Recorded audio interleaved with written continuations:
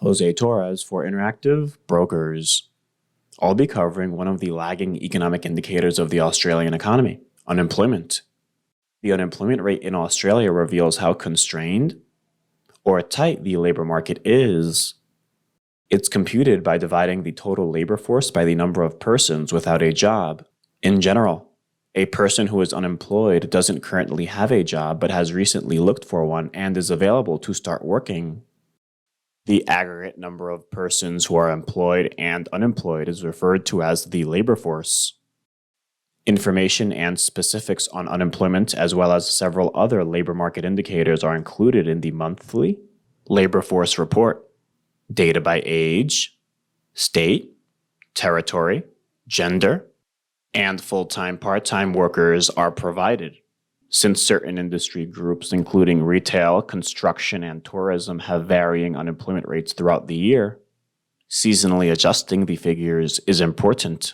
The data is generally collected via surveys conducted in person, online, and by telephone from approximately 26,000 households and 50,000 individuals.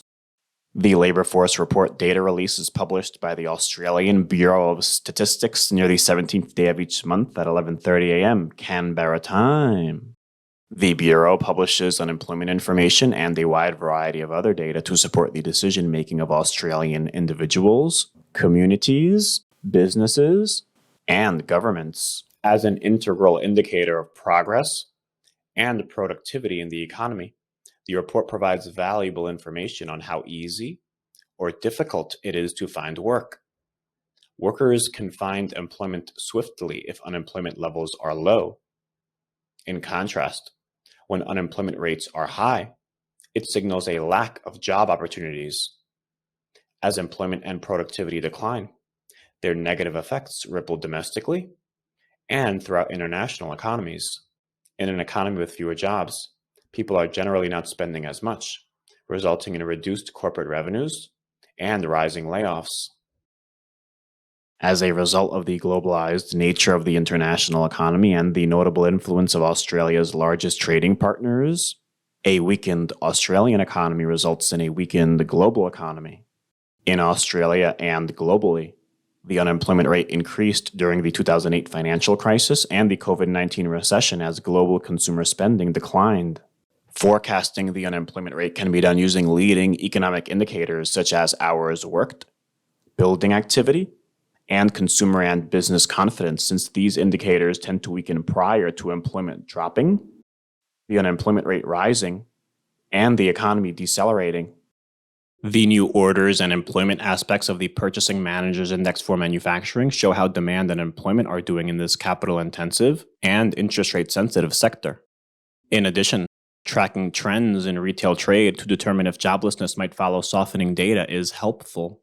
Valuable insights can be gained from company earnings calls for information regarding hiring plans, layoffs, hiring freezes, etc., since these tend to occur prior to the overall economy weakening. Market participants place a higher value on the number of jobs added in the previous month relative to the unemployment rate because those numbers are more directly connected to growth and productivity. Unemployment may sometimes be misleading as a result of an aging population and/or discouraged workers, which reduce the labor force, the denominator that partially determines the unemployment rate. Markets may be affected by the unemployment rate release. They may react negatively to readings above expectations, while the markets may respond positively to readings below expectations.